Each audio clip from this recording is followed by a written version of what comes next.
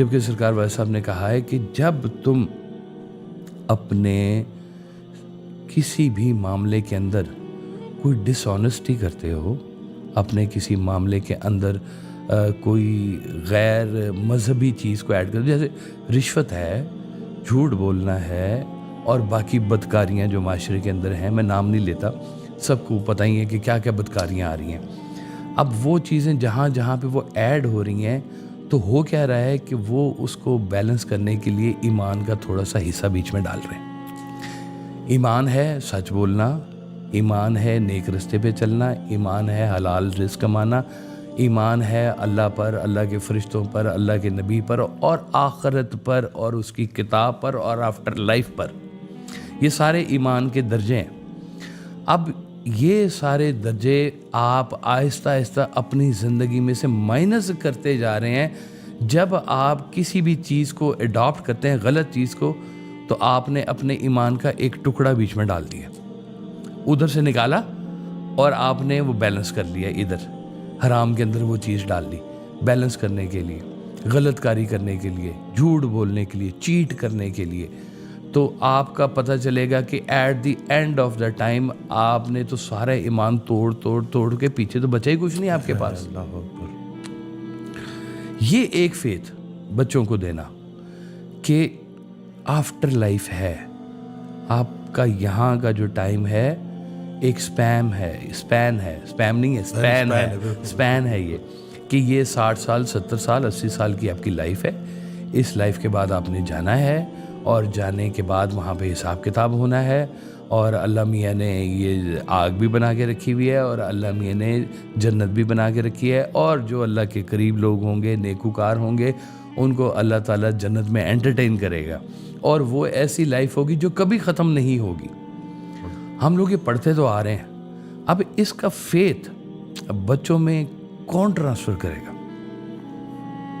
سب سے پہلے تو والدین بچوں کو آج کل کروا رہے ہیں جی حفظ، زور لگوا کے حفظ کرو. اور اس کے لیے میں نے دیکھا کہ کئی والدین بچوں کو جب وہ مساجد میں پھینٹیاں پڑتی ہیں نا اس بات کے اوپر، آپ تو پتہ نہیں دیکھا کہ نہیں، میں تو دیکھ کے آیا ہوں جی، کہ حافظ صاحب نے پکڑی ہوئی ہے چھڑی، اور حفظ کرنے والے وہ اللہ کا کلام حفظ کریں، کتنا نیک کام کریں، باقی دنیا تو کر ہی نہیں رہی ہے، وہ تو اگنور ہے اس چیز سے کہ یہ کتنی ضروری چیز ہے. اور وہ جو بچے اس کام کے لیے مختص ہوئے ہیں، وہ جو حفظ کر رہے ہیں، ان کو مارتی ہے، ایسے جانوروں کی طرح سے پیٹتی ہے اس کو. بے بہا ویڈیوز پڑی ہوئی ہیں جی سوشل میڈیا کے اوپر، جو نظر آتی ہے کہ یہ کتنے اگنورڈ اور اگنورینس قسم کے یہ انسان ہیں کہ جو بچوں کو محبت سے تعلیم نہیں دے رہے ہیں. ڈر کیا تعلیم دے گا ڈاکٹر صاحب؟ سب کچھ ختم کر دے گا. ڈر انسان کو اندر سے کھوکھلا کر دیتا ہے.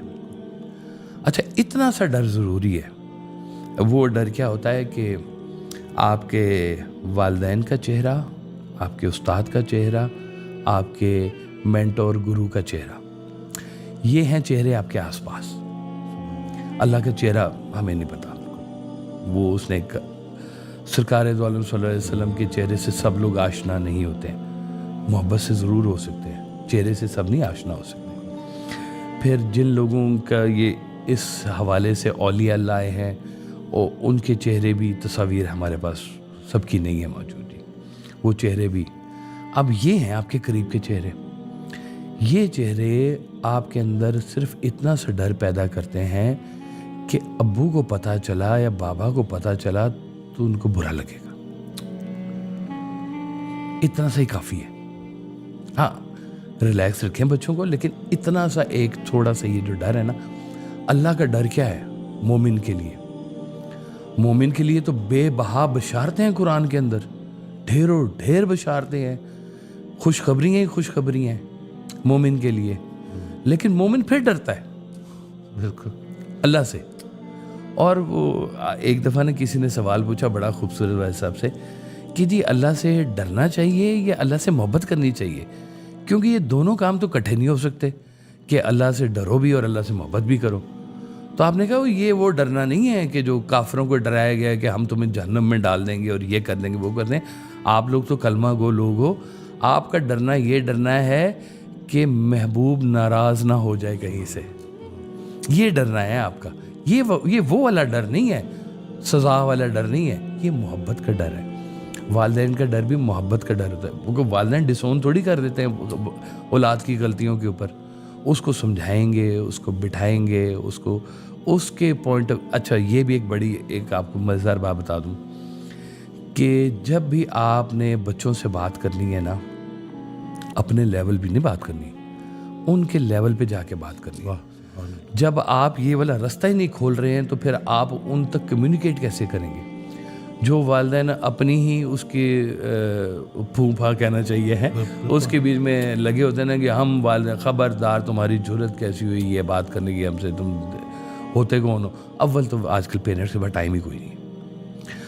والد صاحب میرے ایک دوست ہے, میں نے اسے پوچھا تیرا بیٹا کون سی کلاس میں پڑھتا ہے؟ تو اس نے کہا جی میرے خیال ہے 7ویں میں پڑھتا ہے. میں کہ بہت اچھی, ابھی تیرا خیال کا کیا مطلب ہے؟ 7ویں, میرا خیال ہے 7ویں میں پڑھتا ہے.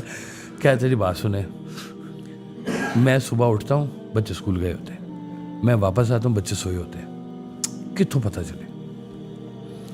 تو میں نے کہا پرورش کہتے وہ ماں کا رہی ہے. تو میں کہا وہ باپ کا جو رول بیچ میں ہونا وہ کدھر گیا؟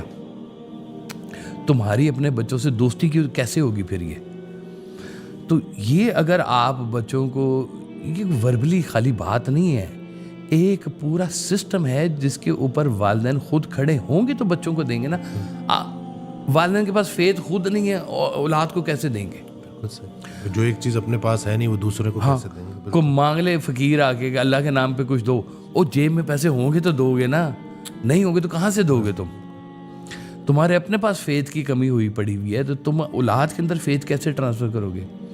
اولاد بڑی چلاک ہے, اس کو سمجھ آ جاتی یہ اوپر کی باتیں ہو رہی ہیں, گیم بیچ میں خالی ہے. اللہ اکبر. اور جن چیزوں کا ان کو پتہ لگ جاتا ہے نا کہ یہ ان کے پاس ہے موجود, یہ تگڑے ہیں اس معاملے میں, ان چیزوں کو وہ سیریسلی لیتے ہیں, بہت سیریسلی اس کو آبزرو کرے ہوتے ہیں کہ ہمارے والدین نے اس کو پرائرٹی دی ہے اپنے لائف کے اندر. لا محالہ وہ بھی کسی نہ کسی طرح سے اس چیز کو پرائرٹی دیں گے. میں بہت چھوٹا تھا جی, تو مجھے سرکار لے کے گئے داتا صاحب, عرس مبارک تھا وہاں پر. اب وہ مجھے نا شاید بچپن سے نا رش میں بڑی گھبراہٹ ہوتی تھی, شاید سب بچوں کو ہوتی ہوگی. تو وہ سرکار کے ساتھ تھا, وہ آپ کا ایک خادم تھا, اس کا نام تھا شاہ ولی, وہ کوئی 6.5 فٹ کا تھا جی, وہ 7 فٹ کا. تو آپ نے شاہ ولی سے کہا کہ اس کو نا کندھے پہ بٹھا لو, تو میں اوپر بیٹھ گیا. اب یہ اس وقت کی بات ہے کہ ابھی میں اسکول نہیں گیا تھا, اتنا چھوٹا تھا جی میں, لیکن یہ عمل مجھے یاد ہے کہ میں گیا تھا داتا صاحب عرس پہ گیا تھا, بڑا رش تھا اور میں کندھے پہ بیٹھا تھا, اور پھر وہاں سے نکلے تھے, اور داتا صاحب ہوتے ہیں کوئی وہاں پر, ان کا مزار ہوتا ہے, وہ میلہ ہوتا ہے, باہر قتلمے ملتے ہیں, اور لکی رانی سرکس آئی پڑی ہوئی ہوتی ہے. اب یہ عمل آپ نے کر کے دکھایا مجھے, تو میرے اندر کوئی بات ایک سبحان اللہ ٹریگر کر گئی کسی ٹائم پہ اندر. ہر چیز کے بات کا ٹریگر کرنے کا نا ایک وقت ہوتا ہے. آپ بیج بوتے ہیں, پانی دیتے ہیں, پودا نکلتا ہے, درخت لگتا ہے, پھل لگتے ہیں, ٹائم لگتا ہے. وہی میں نے کہا نا کہ ہر چیز ایسی نہیں ہے کہ میں انجیکشن لگاؤں تو فٹافٹ آرام آ جائے گی, بڑی پین کلر ہے جی, فرسٹ کلاس قسم کا جی, ہے فٹافٹ لگا دو اس کو, بڑی پین ہے. یہ بڑا آن گوئنگ پروسیس ہے جس کو میں کہہ رہا ہوں بار بار کہ ہر, جیسے سرکار کا ایک فکر ہے نا کہ ہر موسم کا ایک پھل ہوتا ہے اور ہر پھل کا ایک موسم ہوتا ہے. واہ کیا, وہ اپنے وقت پہ آنا ہے اور وہ وہی آنا ہے. آپ اگر آم کا لگائیں پودا تو سیب نہیں لگے گا, آم ہی لگے گا.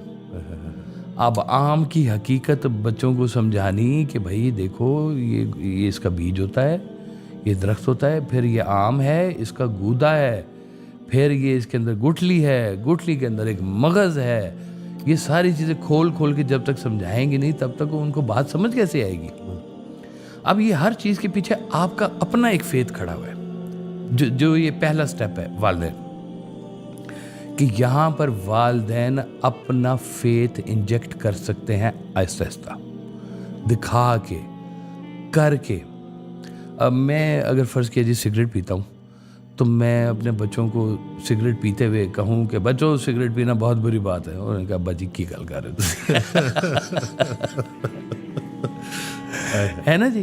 تو جو کام میں خود کر رہا ہوں وہ مجھے یاد آ گیا حضرت جنید بغدادی، نہیں حضرت بابا فرید گنج شکر کا یہ واقعہ میرے خیال ہے جی، کہ وہ عورت آئی نا تو اس نے کہا کہ یہ میرا بیٹا نا شکر بہت کھاتا ہے، اس کو منع کریں. تو انہوں نے کہا اس کو نا کل لے کے آئیے، کل بات کریں. تو وہ اگلے دن جب آئی تو انہوں نے کہا بیٹا شکر نہ کھایا کرو. تو عورت نے کہا جی یہ بات تو آپ کل بھی کہہ سکتے تھے. کہتے کل میں نے خود شکر کھائی ہوئی تھی، میں کیسے کہہ سکتا تھا. تو ہر چیز کے پیچھے آپ کا اپنا اخلاص کام کرے گا. بچہ تو بچہ ہی ہے، آیا ہے ابھی دنیا میں، اس نے دیکھنا ہے ابھی. آہستہ آہستہ اس کی آنکھیں کھلیں گی، مناظر دیکھے گا، اپنے ارد گرد کا ماحول دیکھا، لوگ کیا کر رہے ہیں، بھائی میں نے کیا کرنا ہے اس کے بیچ میں. وہ اپنے گھر کے ماحول سے ابتدا کرے گا، پھر کچھ اسکول کے ماحول سے اڈاپٹ کرے گا، پھر کچھ آفیشیل معاملات سے اڈاپٹ کرے گا. اڈاپشن تو ہماری اتنی عمر ہو گئی، ہم ابھی تک کرتے جا رہے ہیں. کچھ نہ کچھ سیکھنے کا عمل زندگی کے آخری لمحے تک جاری رہتا ہے جی. یہ تو وہ جاری رکھیں، ضرور رکھیں. لیکن یہ جو بہت ہی سٹارٹ کی چیزیں ہیں نا، یہ آپ صرف باتوں سے نہیں بتا سکتے، آپ کو کر کے دکھانا پڑے گا. میرے دادا حضور تھے تو مجھے یاد ہے جی، وہ جمعہ ہوتا ہے نا جی، ایک تو ماشاءاللہ وہ خود بہت 5 وقت کے نمازی، تہجد گزار، نیک آدمی، فرسٹ کلاس نیک آدمی. جمعے والے دن اب فرض کیا ہونا ہے جی 2 بجے جمعہ ہونا ہے، تو دادا حضور مجھے 11:30-12 بجے مسجد لے جاتے تھے. مسجد جا کے تو انہوں نے خود بھی جھاڑو پکڑنا، مجھے بھی پکڑانا، سے انصاف کرو، سے انصاف کیا. وضو خانہ دھونا تو مجھے بھی ساتھ میں کہنا وضو خانہ دھو. واش رومز تک دھونے جو بنے ہوتے تھے، وہ حالانکہ وہ چھوٹے اینٹوں والے ہوتے تھے، اوپن ایئر، تو وہ دھلوانے. پھر صفحے بچھوانی، صفحے بچھوانے کے بعد پھر وہ نماز کا وقت ہونا. تو میں نے دیکھنا کہ وہاں پہ لوگ آتے ہیں نعت شریف پڑھتے ہیں. تو نعت شریف پڑھتے تو مجھے بڑا اچھا لگتا تھا کہ یہ بڑی مزیدار چیز ہے. اور ایک ویسے بھی آپ کو نا پرومیننسی کا احساس بھی ہوتا تھا کہ یار ہم کس دن اذان دیں گے، یار ہماری اذان کی آواز کب جائے گی ہے. تو جس دن میں نے پھر وہ پہلی دفعہ نعت شریف پڑھی نا مسجد کے لاؤڈ سپیکر کے اوپر، تو مجھے سب سے زیادہ خوشی پتہ کس چیز کی تھی کہ ابو سن رہے ہوں گے، میرے والد صاحب سن رہے ہوں گے. میں نماز فٹافٹ پڑھی اور بھاگا آیا. تو میں نے کہا جی وہ میں نے آج نعت پڑھی تھی، آپ نے سنی؟ آپ نے شاباش دی ہے. اب مجھے تھوڑے سے پیسے بھی دیے انعام کے طور پہ، یہ تم نے بہت اچھی نعت پڑھی.